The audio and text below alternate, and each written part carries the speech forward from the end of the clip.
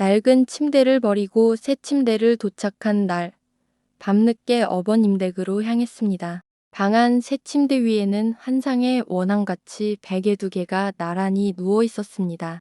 그 베개들을 보는 순간 몸속 깊은 곳에서 전기가 오며 다리 힘이 빠져버렸습니다. 인간의 본능을 은밀히 터치하는 혼자 보는 소설. 불금 8시 지금 바로 시작합니다. 구독, 좋아요 꼭 좀 부탁드립니다. 나는 반찬 가게에서 일하는 올해 40인 돌싱입니다. 대학 졸업 후 자동차 검사센터에서 몇 년 일했습니다. 지금부터 시아버지하고 살게 된 기막힌 내 인생 이야기 좀 해보렵니다. 언니가 반찬 가게를 처녀 때부터 해서 알바를 많이 했습니다. 이직하려고 쉬다가 가게를 돕기 시작한 게 10년이 흐르고 말았습니다. 반찬 가게가 잘 되어 일은 좀 고되지만 벌이도 괜찮고 안정적입니다. 결혼을 늦게 했고 전 남편 사이에 다행히 애는 없습니다. 등산을 좋아해서 전 남편을 등산동 호회에서 만났습니다. 남편도 직장 생활하다 그만두고 물류창고에 지게차 기사를 했습니다.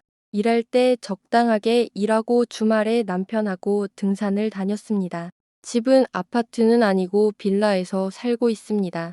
저는 그저 애 놓아서 애 키우는 재미로 살고 싶었습니다. 남편이 애를 가지는데 좀 적극적이 아니었습니다. 시댁이라고는 없고 시어머니는 어릴 때부터 없었대요. 시아버지 혼자서 아들 2 키웠다고 합니다. 밑에 시동생은 파출소 순경입니다. 시동생은 결혼해서 와이프하고 딸 하나 있습니다. 맞벌이 동서가 우리 가게에 반찬 사러 가끔 옵니다. 시아버지는 선생은 아니고 학교 행정직 공무원이었는데 퇴직했습니다. 시아버지가 성격이 특이해서 우리에게 일절 부담을 안 줍니다. 혼자 살면서 자기 관리를 얼마나 잘하는지 참 젊게 보입니다. 거기에다 호래비가 살림살이도 얼마나 야무진지 모릅니다. 큰 며느리인 저를 인격적으로 대우해 주시고 너무 잘합니다. 시집 올 때 따로 불러서 500을 주시면서 목걸이와 팔찌를 사라고 합니다. 동서는 둘째라고 300을 주었대요. 1년에 본인 생일날 예약한 식당에서 밥 한 번 먹으면 끝납니다. 그냥 우리끼리 오손 도손 잘 살아달라 그것밖에는 바라는 게 없답니다. 오손 도손 애기 낳고 평범하게 사는 게 참 힘듭니다. 나도 자꾸 나이를 먹어가는데 남편이 자꾸 애 키울 자신이 없대요. 등산 다니는 것만 좋아하고 아직 철이 덜 든 것 같아요. 처음에는 참 성실한 사람인 줄 알았는데 결혼하고 보니 이상주의자였습니다. 시간이 흐르면 철들겠지 하고 기다렸습니다. 그런데 어느 날 집에 돌아오니 남편이 없고 편지 한 장 달랑 있습니다. 여보, 미안해. 이 답답한 현실을 어떻게 할 수가 없네. 나 떠날게 아주 멀리. 나 같은 현실도피주의자는 하루 빨리 사라져주는 게 좋은 것 같아. 좋은 사람 만나서 재혼해. 이 편지 한 장 남기고 사라졌습니다. 짐작 가는 곳이 있었습니다. 얼마 전에 일본족 등산동 호회와 연합으로 후지산 등산을 갔다 왔습니다. 저는 경비 문제도 있고 바쁘기도 하고 해서 안 갔습니다. 아마 그때 일본 사는 한국 여자와 무슨 일이 있었나 봅니다. 분노와 배신감에 치가 떨렸습니다. 동서한테 알렸더니 시아버지가 반찬 가게로 달려왔습니다. 달려온 시아버지한테 제가 참았던 분노를 터뜨렸습니다. 아니, 아버님, 자식 교육을 어떻게 시키길래 이렇게 무책임하나요? 나이 40이나 된 인간이 맨날 무슨 소설 같은 이야기나 하고 꿈을 찾는다고 하루아침에 마누라 버리고 도망가 버리고 결혼할 때 돈 한 푼 없어서 내가 10년 벌은 돈으로 전세 보증금 했습니다. 이제 내 인생 어떻게 해요? 아버님 그 잘난 큰 아들이 망쳐버린 내 인생 어떻게 보상해 주실 거예요? 아버님 가슴을 두드리며 책임지라고 엉엉 울었습니다. 가게 안에서 갑자기 그러니까 손님들이 놀라서 수근거리고 언니가 얼른 뛰어나와 나를 데리고 안으로 들어갔습니다. 아버님은 형부한테 백배사죄를 하고 그 자리를 떠났습니다. 허탈하고 힘든 하루하루가 계속되었습니다. 일주일인가 지나서 퇴근을 하는데 아버님이 나타났습니다. 아가 미안하구나. 우리 어디 가서 차라도 한잔하며 이야기하자. 저 아버님 며느리 아니니까 아가라 부르지 마세요. 저 이름 부르세요. 은영입니다. 그래 알겠다. 일단 저기 가서 차 한잔 하자. 차를 한잔 하면서 아버님이 미안하다고 다시 사과를 했습니다. 그러고 그 심정 너무 절실히 이해를 한다고 몇 번이나 말했습니다. 그리고 얼마 안 되지만 위자료조로 2천만 원을 가져왔다고 받아달랍니다. 제가 펄쩍 뛰었습니다. 저 먹고 살만해요. 왜 제가 아버님한테 위자료를 받아요? 벌이도 없는데 노후 생활비로 쓰세요. 그것보다 집에 있는 그 인간 물건 싹 가져가세요. 다음 주 월요일 낮에 있으니까 와서 가져가세요. 매정하게 말하고 그 자리를 나왔습니다. 월요일 아버님 혼자서 차를 끌고 우리 집에 왔습니다. 차에 그 인간짐 다 싣고 아버님이 떠났습니다. 조금 있다 아버님한테 문자가 왔습니다. 아가 정말 미안하구나. 위자료를 신발장에 놓고 왔다. 상처난 마음에 적게나마 위로가 되기를 바란다. 꼭 행복하게 잘 살아라. 죄 많은 아들은 둔 시아버지가 신발장에 달려가 보니 봉투 안에 3천만 원이 들어있었다. 그 돈 보니 눈물이 펑펑 났습니다. 하루아침에 소방 맞은 내 인생도 불쌍했지만 며느리한테 온갖 수모를 받은 혼자 사는 시아버지 인생도 불쌍했습니다. 이혼의 상처를 잊으려고 더 열심히 반찬 가게에서 일을 했습니다. 가게는 잘 되었고 저도 많이 안정이 되었습니다. 남자한테 한번 상처를 받고 나니 쉽게 마음의 문이 안 열렸습니다. 동서는 그 이후에도 여전히 우리 반찬 가게에 왔습니다. 한 1년이 지났는데 그날도 동서가 왔습니다. 이제 마음도 많이 풀리고 해서 그 불쌍한 영감님 소식을 물었습니다. 그 불쌍한 영감님 잘 있어? 영감님이라뇨. 아직 창창한 50대 후반 아저씨를 두고. 형님 그러지 말고 우리 오늘 차 한잔해요. 둘이서 오랜만에 차 한잔 하면서 뒷이야기를 들었습니다. 아버님은 그 뒤에 연락 온 큰 아들하고 의절을 했다 합니다. 호적에서 파버리겠다는 이야기까지 했다 합니다. 아니 그렇게까지 할 필요 있나? 그건 아버님이 너무 심하다. 그리고 아주 슬프고 놀란 이야기를 했습니다. 옛날 시어머니 되는 분이 젊었을 때 이런 식으로 집을 나갔답니다. 퇴근해서 오니까 편지 한 장 달랑 남겨놓고 바람이 나서 나가버렸대요. 배신감과 상처로 아버님은 엄청난 상처를 받았대요. 그리고 혼자서 그 박봉에 이를 악물고 자식들을 대학까지 보냈대요. 그리고 그때 받은 상처로 여자를 불신하게 되어 재혼하냈다고 합니다. 그리고 나에게 미안하다는 이야기를 지금도 하신대요. 자기가 자식 교육을 잘 못 시켜서 똑같은 상처를 받게 했다고. 처음 시집 왔을 때부터 지금까지 아버님이 보이신 행동이 이해가 되었습니다. 동병상련이라고 할까 몇십 년 전에 나와 똑같은 상처를 받았구나. 그 아픈 상처를 가슴 깊이 숨기고 홀로 살아가는 고독한 남자가 보였습니다.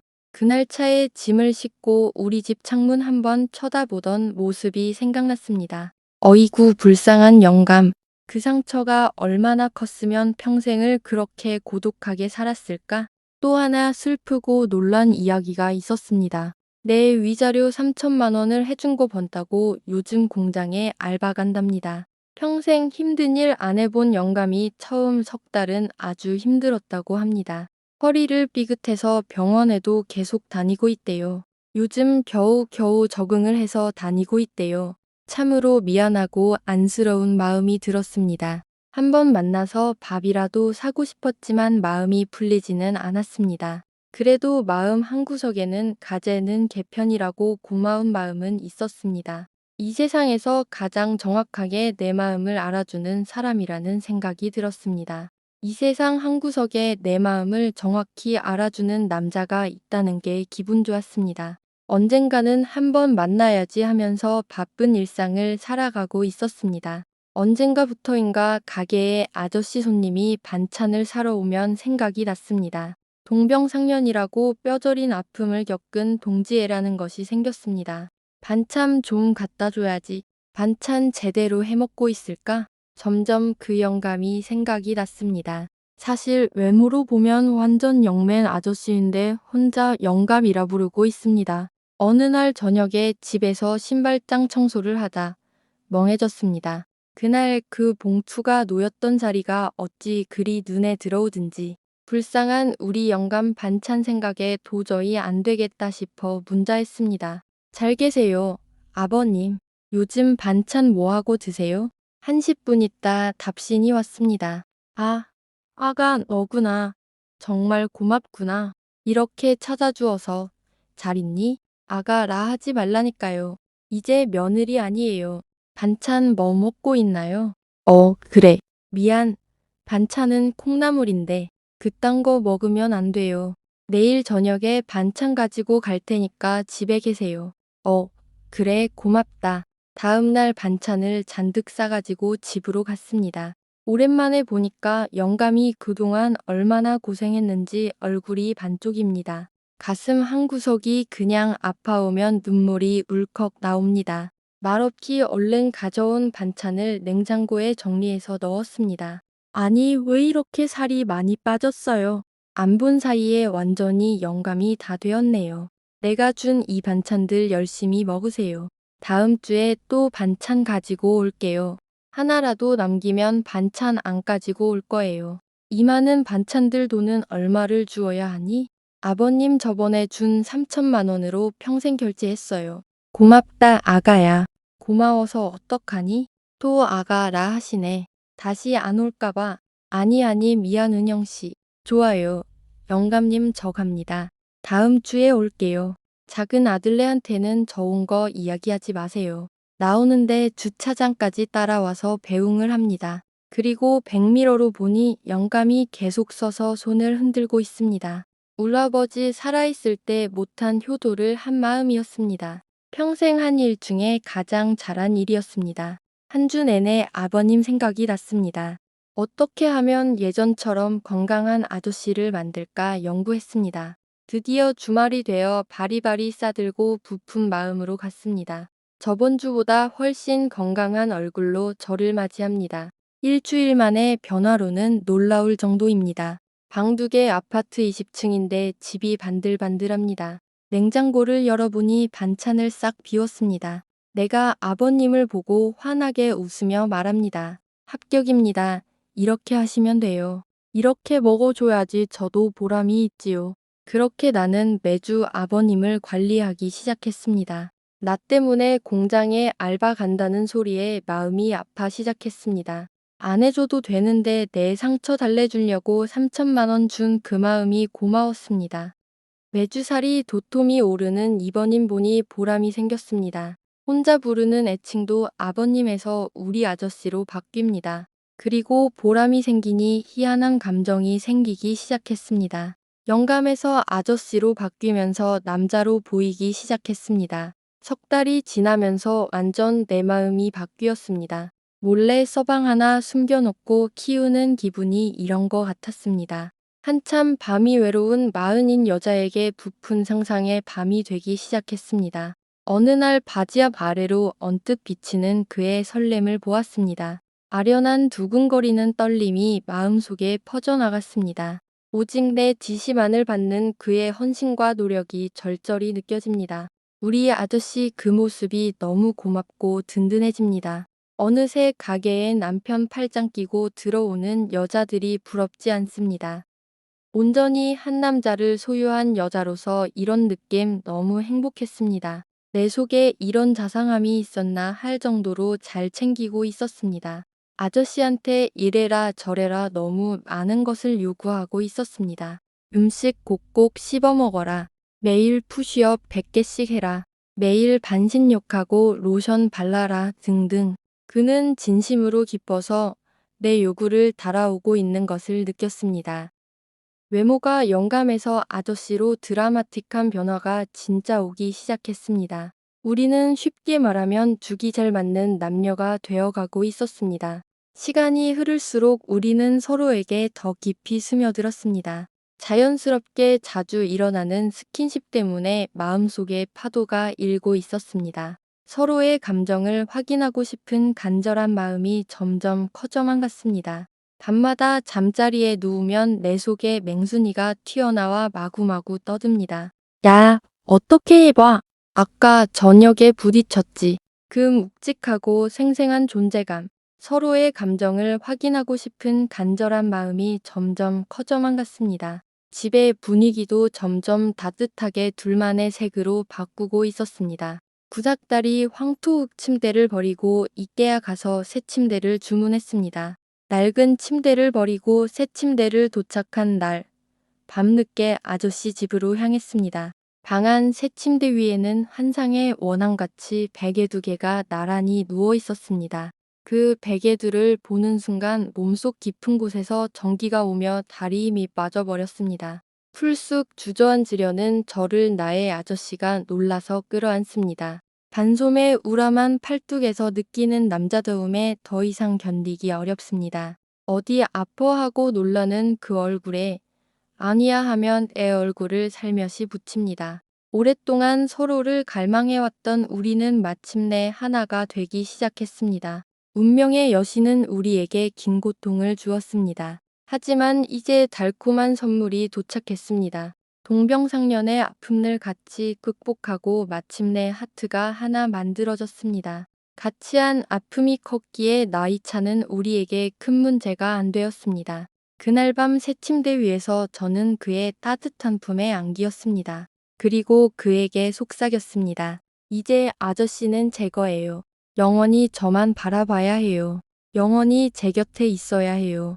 만약에 배신하면 아시죠? 우리 아저씨는 저의 귓가에 더 뜨겁게 속삭였습니다. 나는 절대 너를 떠나지 않아. 30년 동안 기다림 끝에 너를 만났어. 내가 어떻게 너를 떠나? 오늘 혼자 보는 소설 여기까지입니다. 구독자 여러분, 나이가 들어도 멋진 연애는 하고 싶습니다. 저는 요즘 눈이 침침해서 눈영양제 루테인을 먹고 있습니다. 건강을 잃으면 연애도 못합니다. 건강관리 철저히 하십시오. 인간의 본능을 은밀히 터치하는 혼자 보는 소설. 다음, 불금 8시에 더 은밀한 스토리로 찾아뵐게요. 구독, 좋아요 꼭 좀 부탁드립니다.